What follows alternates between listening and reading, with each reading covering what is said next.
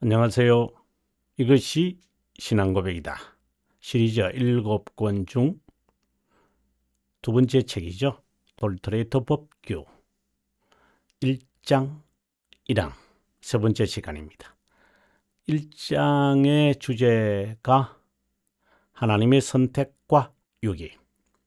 보통 우리가 부제로서 무조건의 선택 이렇게 붙이죠. 그리고 1항의 주제가 모든 자를 정죄할 수 있는 하나님의 권한에 관한 내용입니다. 자, 그러면 우리가 본문을 한번 들어가서 오늘 마무리됐으면 좋겠다 생각합니다. 본문의 내용이죠. 모든 자가 하나님 안에서 죄를 범하여 저주하에 놓이게 되고 영원한 죽음을 당연히 받을 수밖에 없기에 하나님은 그들 모두를 파멸하도록 내버려 두거나 죄로 인해 정죄받게 하더라도 절대 부당하게 행하는 것이 아닐 것이다. 사도의 말씀에 따르면 모든 입을 막고 온 세상으로 하나님의 심판 아래 있게 하려 함이라. 모든 사람이 죄를 범하였음에 하나님의 영광에 이르지 못하더니 죄의 삭은 사망이요. 이것은 은혜 언약의 서론이다.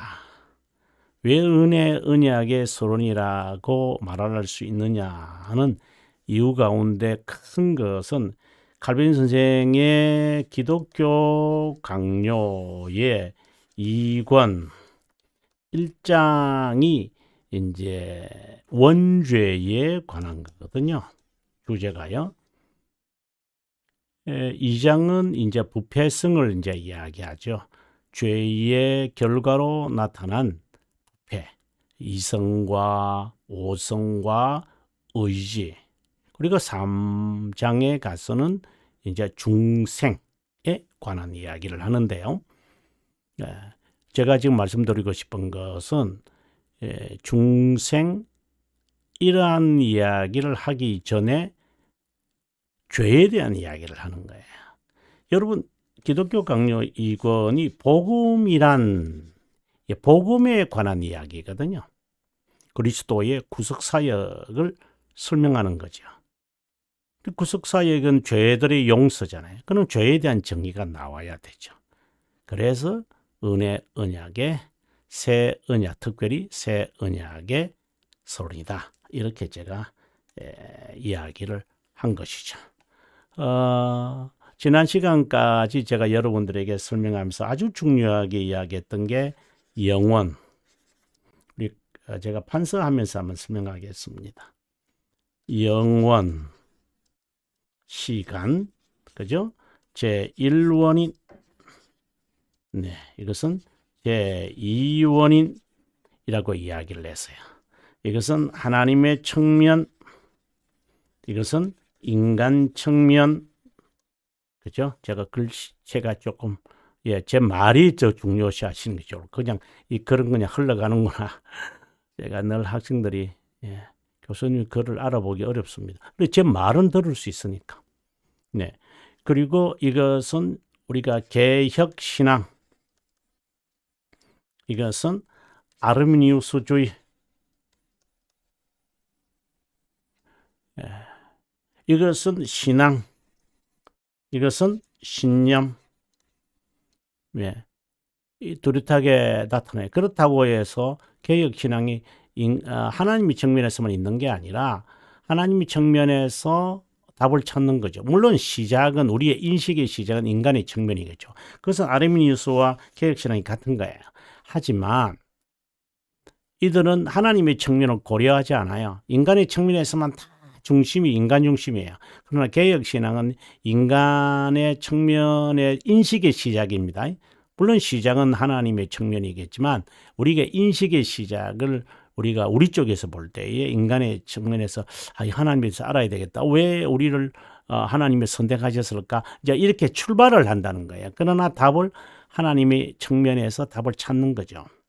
그리고 다시 이제 우리 쪽으로 와서 답을 이제 해결하고 가지를 치는 이제 이런 이제 작업을 인식을 우리가 과정을 밟고 있는데 이렇게 서로 구분할 수 있으면 좋겠다 하는 생각입니다. 그러면 다시 본문으로 들어가도록 하겠습니다.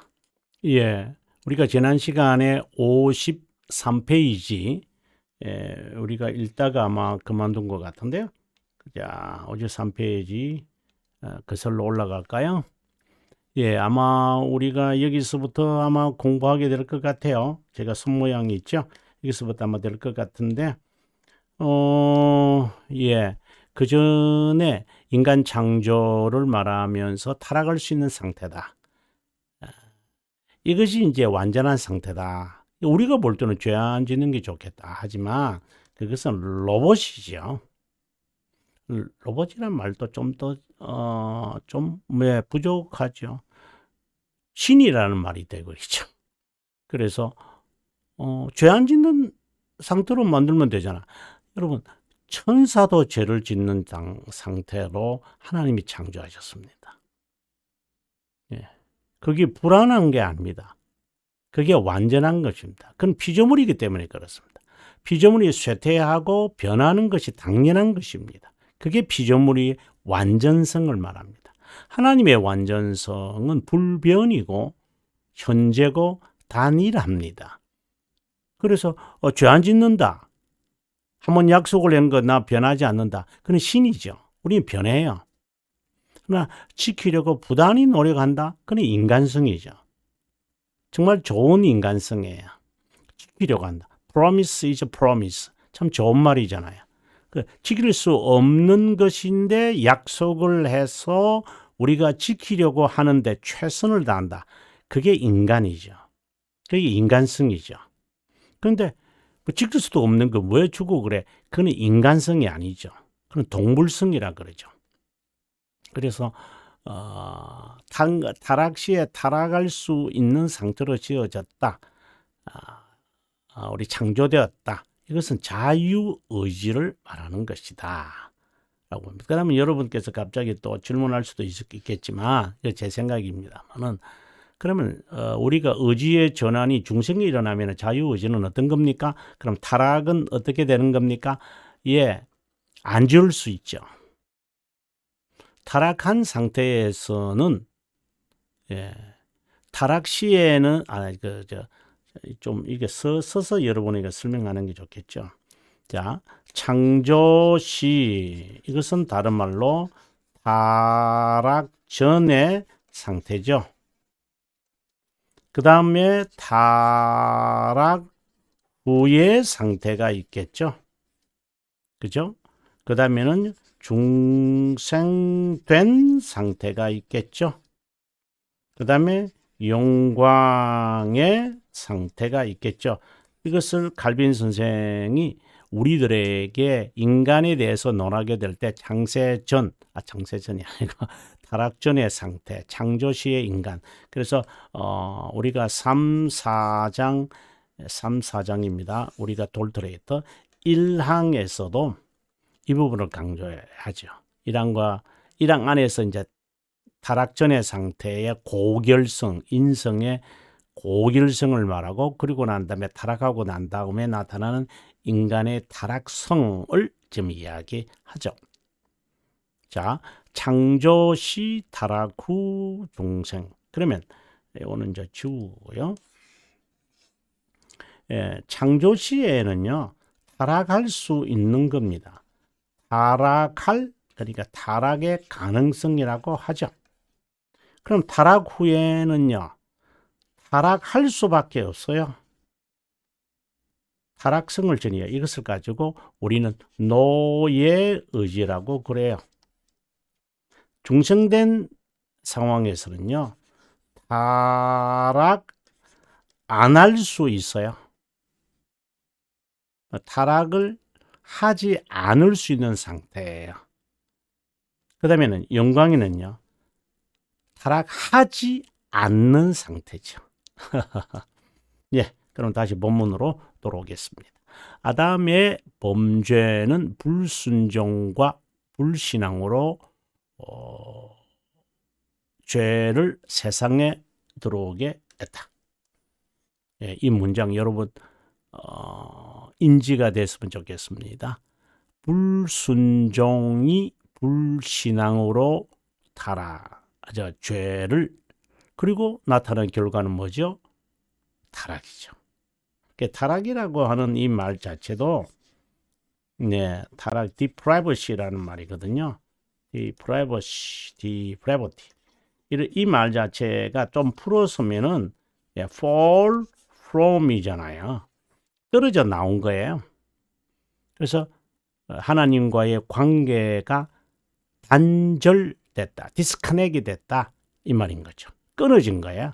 cut off, 끊어져 버렸어요. 자, 그것의 결과가 뭐냐? 죄를 세상에 들어오게 만들었죠. 그럼 그것의 결과가 뭐냐? 일시적 죽음과 영원한 죽음이라는 끔찍한 처벌을 받게 됐다. 동시에 죽음인데 육체적 죽음과 영적 죽음까지 받았다. 돌토레이터 2장 1항에서 말하고 있습니다. 일시적 죽음과 육체적 죽음, 영이 육체를 떠나는 것을 말하는 거고요. 영적 죽음과 영원한 죽음이라는 것은 하나님과의 교제가 단절되었다. 이거죠. 그러니까 디스커넥이 되어진 거예요. 그래서 fall from 이렇게 그래서 영어로는 그냥 대문자로 the fall 이렇게 the fall 대문자로 쓰죠. 타락 이렇게 말을 쓰죠. 단절되었기 때문이죠. 지옥불에서 육이 영원히 고난과 고통을 겪는 것이다. 다른 말로는 인류에게 내린 하나님의 진노와 저주라고 표현한다. 예. 이것을 우리가 바꿀 수는 없습니다. 직면해야 되고요. 도전해야 되고요. 영적 싸움을 전투를 치러야만 되는 거지. 여기에 슬퍼할 필요는 없죠. 책임을 돌려야 할 이유는 없죠. 타락으로 인해 하나님의 영원한 작정은 또 타락에 대한 비참함을 우리가 배우게 될 때 누구에게 책임을 돌리겠어요? 이것도 하나님의 영원한 작정 속에 있는 것이기에 이길 힘을 주신다는 확신을 갖는 거죠. 늘 시간 속에 역사 속에 자비함과 정의를 명시한다. 자비함은 선택된 자에게, 정의는 유기된 자에게. 제가 아주 중요하다고 그랬어요. 제가 서론의 입문에서 말하기를 16항 그 다음에 짝을 이루는 게 있죠. 이것에 대한 짝을 이루는 것이 있다. 그게 바로 벨지카 20항이다. 아주 중요하다. 이렇게 제가 여러분들에게 페이지를 찾아서 보여드린 적도 있었습니다. 자비함은 선택된 자에게, 유기된 자는 정의가 나타날 것이다. 나중에 부활하고 난 다음에 하나님께서 자비의 영광을 선택된 자에게, 정의의 영광을 유기된 자에게 나타낸다. 이런 말씀이 나오거든요. 우리가 한번 찾아보도록 하겠습니다. 지금 여러분들이 보고 있는 이 책은 이것이 개혁신앙이다의 마지막 이제 책이 될 이제 한영대조의 책이 되겠습니다만 지금은 이제 가책자로 되어 있습니다. 33장 그러니까 신앙고백서죠. 웨스트민스터 신앙고백서 마지막 장이죠. 최후의 심판 1항에서 2항으로 우리가 넘어가도록 하겠습니다. 2항 여기는 이제 각주들이 이제 등장하고요. 2항으로 갑니다. 자, 보시면 심판에 관한 건데 이 날을 정한 하나님의 목적은 선택된 자에게 그렇죠? 영원한 구원을 베풀면서 자신의 자비함의 영광을 명시한다. 자, 그러면 앞서도 제가 말씀드리기를 유기된 자에게는 정의를 내린다 이랬죠. 자, 그 다음 문장 볼까요? 사악하고 불순종한 유기된 자에게는 저주를 베풀면서 자신의 영광스러운 정의, 이렇게 번역할 수도 있지만 실제로는 정의의 영광, 이렇게 이제 나중에는 제가 번역할 것 같아요. 그렇죠? 여기 보면 이제 그렇게 돼 있잖아요. 그죠? 네. 그래서 glory of his mercy, glory of his justice, in eternal salvation of the elect. 여기서는 뭐라고 돼 있어요? of the reprobate, who act wicked and disobedience. 예, 사악하고 disobedient, 불순종한. 죄가 어떻게 해서 들어왔는데요? 불순종, 불신앙이잖아요. 이 모든 것이 같이 이제 우리가 맥락을 같이 하는데, 그럼 다시 본문으로 돌아오겠습니다. 예, 다시 본문으로 돌아왔죠. 우리 책 53페이지입니다. 타락으로 인해 하나님의 영원한 작적은 시간 속에서, 즉 역사 속에서 자비함과 정의를 명시한다. 자비함은 선택된 자에게, 정의는 유기된 자에게 명시된다. 그리고 나중에 심판의 최후의 심판에서 우리가 웨스트민스터 신앙고백서 33항의 2항, 33장의 2항에 가면 이제 선택된 자에게는 glory of mercy, his mercy.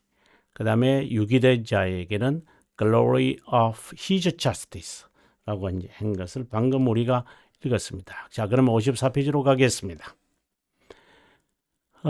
그 심판적 일시적이고 영원한 죽음과 진노가 있기에 중보자 하나님 아들이 선택된 자를 위해 정의의 대상이 됐다. 이것은 20항에 나타난 내용입니다.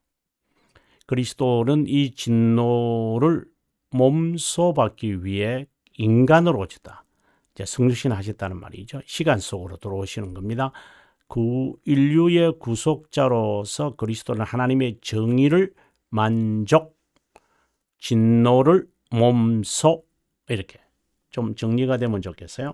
하나님의 정의를 만족, 하나님의 진노를 만족을 위해서는 처벌을 받아야 되죠. 처벌이 일시적인 처벌과 영원한 처벌이 있다라고 했고요. 진노에는 저주를 받는 거죠. 그것이 일시적인 죽음과 영원한 죽음을 맞이해야 돼요. 그래서 장사전파가 되는 거예요. 십자가상에서 고통을 당하셔야 돼요. 이러한 이야기들이 이제 제가 나중에 이제 하이델베르크에서 여러분이 아마 이 설명을 자세하게 들을 수 있으리라고 봅니다. 여기서도 질문이 나올 수 있는데, 죄를 용서하고 진노를 푸는 길은 성육신밖에 없느냐는 것이다. 그렇다. 바로 즉답을 할 수 있어요. 맞습니다. 없습니다. 그 외에는 없습니다. 이 예수는 우리 측면에서 본 것이다. 우리를 위해 겸손의 실천을 위해 그분은 성육신 하셨다. 겸손의 실천이라는 말이 이제 이렇게 넣을 수 있는 게 이게 견인과 관련이 되기 때문에요. 우리를 위해라는 말은 이제 구속 사역을 말하는 거고요. 속죄죠. 속죄. 제2원인으로서만 시간에서 일어난 것으로만 인간 측면으로서만 진리를 해석하면 이단성을 갖기 쉽다. 이 말은 아르미니스주의로 빠지기 쉽다. 이 말입니다. 인간 측면에서 구속사역을 본다면 우리는 하나님의 진노와 저주를 피하려고 그리스도께서 베푼 구속의 혜택을 받기 위해 모든 외적 수단을 부지런히 사용하여 그분을 믿고 회개에 이르러야 한다. 외적 수단을 써서 보존하는 믿음은 구원하는 은혜로서 그분만을 수용하고 신뢰하는 것이다. 회개는 생명에 이르는 것으로 자신의 죄를 진실하게 깨달아 하나님의 자비함을 이해하여 그 죄에 대해 애통하고, 이는 중생의 경험을 지금 이야기하는 건데요. 새로운 순종을 향해 격렬하게 노력하는 것이다. 중생의 경험이 일어났을 때죠. 예를 들어서 얼마나 분하게 자신에 대해서 분하게 여기고, 그리고 얼마나 열심히 있게 하며 헌신하게 되어지는 거죠. 그 외적 수단은 특별히 특별히 선택된 자를 위한 것으로 말씀 승례 기도이다. 이것은 선택된 자의 의무이다. 그렇다면 하나님 편에서 구속 사역을 본다면 어떨까? 순서를 바꾼 느낌이지만, 앞서도 제가 말했지만 개혁신앙은 인간에서 질문을 갖게 되죠. 출발점은 인간적 출발이죠. 시간에서 출발하는 것으로 우리가 보이니까. 그러나 이미 하나님께서 이미라는 말도 사실 시간의 개념이니까 이제 완료형이라는 의미로 보신다면 이미 하나님이 구속의 구원의 진리를 계획하셨고 구속 사역이 시간 속에 이루어질 것이라는 것이 작정되었잖아요. 그런 의미로서 완료의 의미여서 이미 이렇게 볼 수 있죠. 시간의 개념이 아니라 순서를 바꾼 느낌이지만 우리에서 출발해야죠. 그리고 하나님 측면에서 답을 찾는다 그랬잖아요. 하나님은 영혼에서 인류 중 일부를 선택하시되 믿을 것을 예상하거나 예상하여 선택하지 않았다. 이것은 아르미니우스파 견해다. 자, 이렇게 된다면 1장 7항의 동그라미 1, 그 다음에 5, 6, 1을 비교해 보면 돼요. 7항에 이것은 하나님은 시간 속에 있다고 생각이 들어서 예상하고 믿을 것을 이렇게 말하거든요. 그런데 왜라고 선택의 근거를 관해 묻는다면 하나님의 선한 기쁨이다. 이것은 선택의 근거입니다. 이거 외에는 없습니다. 그러면 선한 기쁨이라는 말이 뭐냐? pleasure 이 말이잖아요. 또는 성경에는 뭐라고 되어 있냐면은 비동사를 써서 pleased 이렇게 되어 있어요. 하나님의 기뻐하시다. 이런 것들인데 그 앞에다가 good 이렇게 붙여요. 하나님의 기쁨 이것은 이제 god이 아니고 good God입니다. 선한 기쁨이다. 이것은 영원성을 말하는 거예요. 선택의 근거는 영원성에 있어요. 선한 기쁨이라고도 말을 해요. 이것을 뜻이 뭐냐? 인간 안에 존재한다고 상상하는 선택의 모든 근거를 송두리째 포기하라는 것이다. 여기에서 말하고 있습니다. 그래서 우리는 선한 기쁨이 선택의 유일한 근거라고 한다. 1장 10항에서 말하고 있어요. 15항에서도 말하고 있고요. 2장 3, 이게 중생에 관한 이야기하면서 칼빈 선생이 말씀하고 있어요. 자, 선택은 신비롭고 비밀적이지 지능이보다 못한 인간이 논법으로 풀 문제가 아니다. 개혁신앙에는 구원의 진리를 연구하고 삶에 적용할 때 이 두 측면, 두 원인, 첫 번째 원인과 두 번째 원인이죠. 영혼과 시간 두 영역을 잠시라도 잊어서는 안 된다. 정말 중요하게 제가 여기서 말하고 있죠. 이 주석의 하나의 키워드라고 제가 여러분들에게 누차 강조하고 있습니다. 하나님은 구원의 은혜를 베풀어야 할 의무가 없다. 모두가 파멸을 하도록 내버려 두거나 모두에게 무관심하지도 않다. 파멸은 타락의 상태를 의미하는데 파멸하지 않게 하는 모든 자는 선택된 자다. 근데 그 선택된 자가 잘 모르잖아요. 내가 선택됐는지. 그래서 하나님은 이제 그들을 위한 구원의 계획이 이제 전개되어져 가는 거죠. 그것이 이제 뭐 간단하게 이야기하죠. 예수 그리스도의 성육신을 통하여 시간 속에서입니다. 그들이 선택된 자들이 주님을 바라보게. 그럼 주님을 바라보게 하려면 어떻게 돼야 돼요? 비참함을 느껴야 돼요.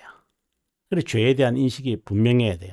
죄에 대한 인식이 없으면 그리스도를 찾지 않아요. 중보자를 찾지 않아요. 구속자 하나님을 바라보지 않아요. 그분 앞에 나와서 엎드리지 않아요.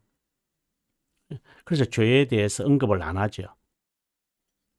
만약에 어느 교회에서 그렇게 한답시다. 그러면 그거는 교회의 참된 교회의 모습을 상실하고 있는 거예요.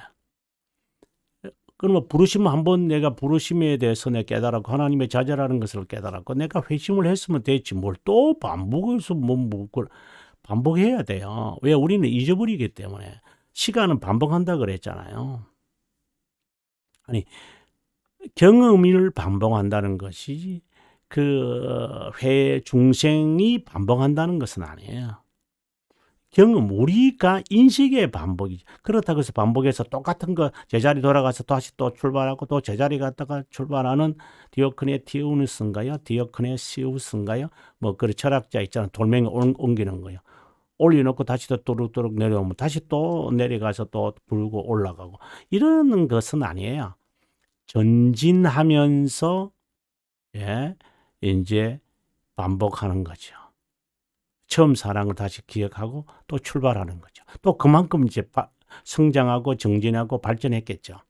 자라갔겠죠. 그리고 또 실패하고 좌절해서 또 넘어지면 그것을 기억하여 마치 미끄러진 것처럼 미끄러지지만 전진된 상승된 발전된 성장한 자라간 거기에서 다시 또 출발하는 거죠. 처음부터 이제 뭐 맨 바닥에서 출발하는 것은 아니죠. 예. 여기서 파멸은 타락의 상태를 의미한다. 파멸하지 않게 하는 모든 자는 선택자를 말하고 그들 모두를 파멸하게 내버려 두지 않는다는 법규는 은혜, 언약이라 말한다.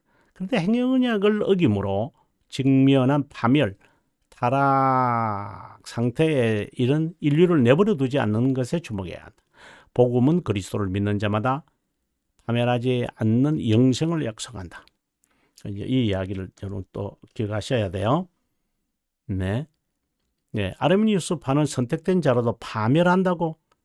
아니, 말도 안 되는 이야기지만 그들은 주장해요. 그래서 사람들이 열심히 낼 거니까. 이제 그 말이 이제 여기서 여러분 나중에 제가 한번 공부할 거예요. 새빨간 거짓말이다. 철로 역정의 무지에 대한 이야기를 제가 하고 있어요.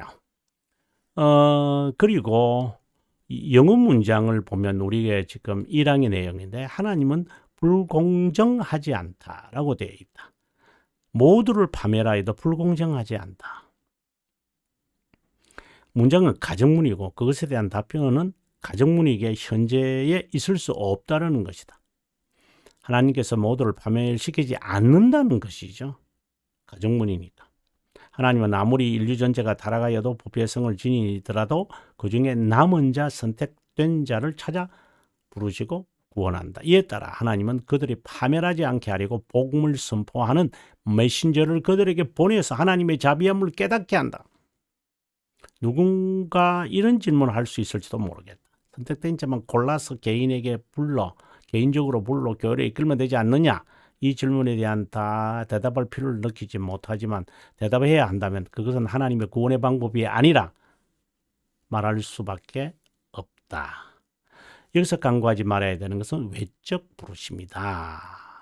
칼빈 선생은 일반적 부르심이다. 이렇게 말을 하죠.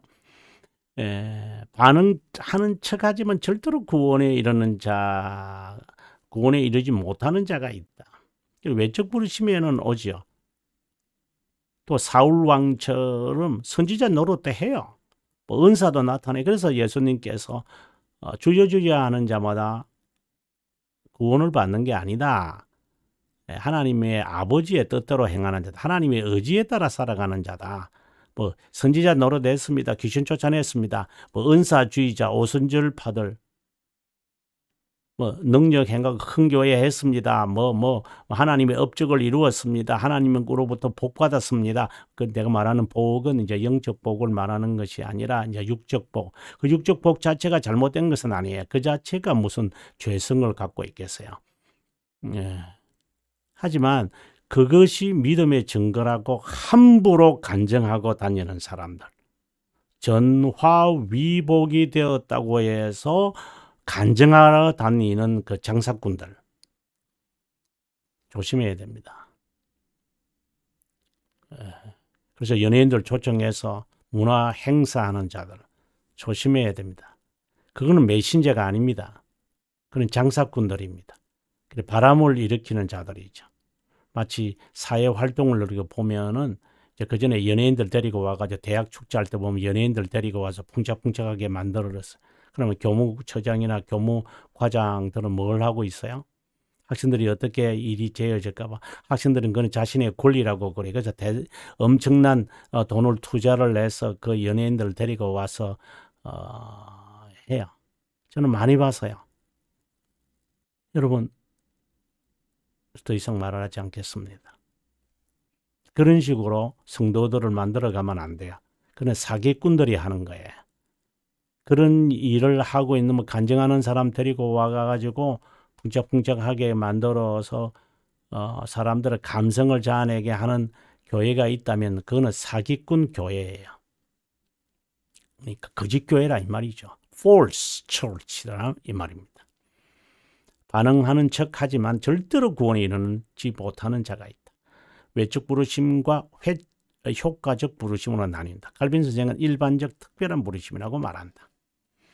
자, 57페이지로 갑니다. 외적 부르심과는 달리 내적 부르심을 받은 자는 하나님의 자비함을 깬다. 하나님의 자비함을 이루려면 죄에 대한 인식이 분명해야 돼요.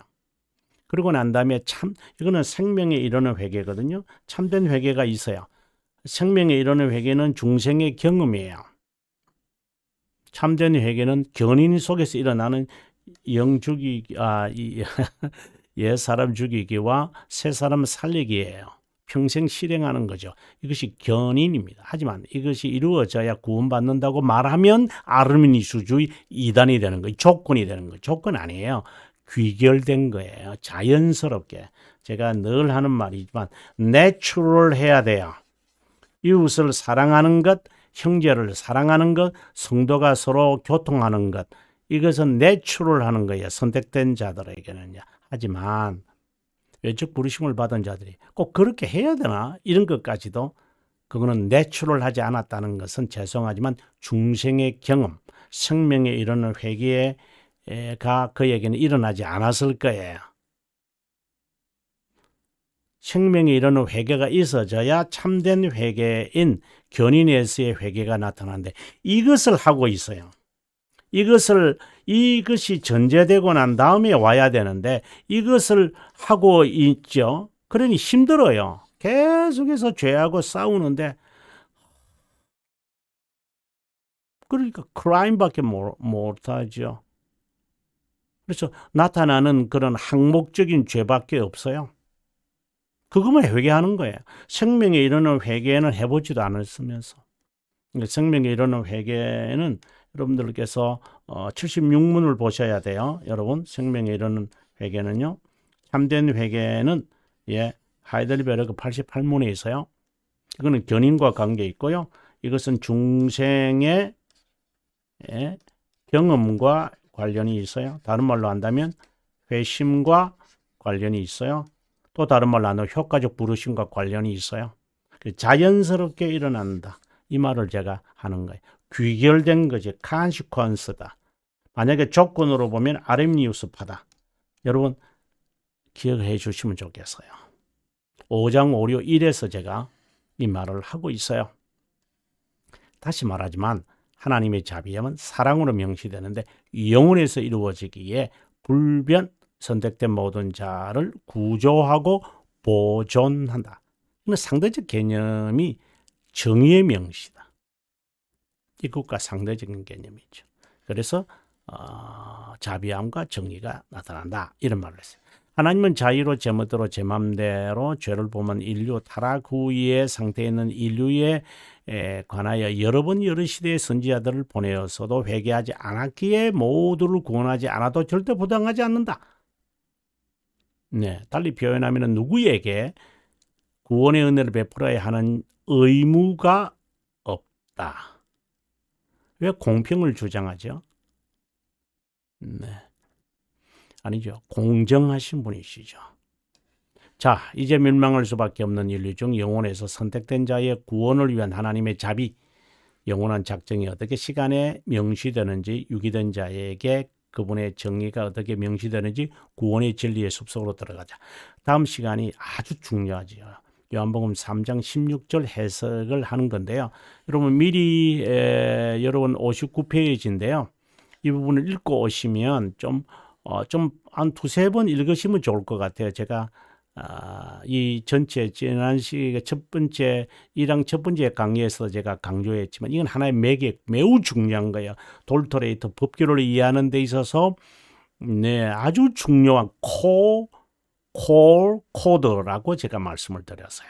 예, 다음 시간에 1장 2항에 대해서 자세하게 여러분들에게 뭐 책이 있는데요. 그거의 전체를 제가 이렇게 서로 연관 짓는 것이니까 여러분께서 귀한 진리를 깨닫는 라고 하는 이러한 그 억하는 느낌들이 좀 나타나는 시간이 되기를 저는 기대합니다.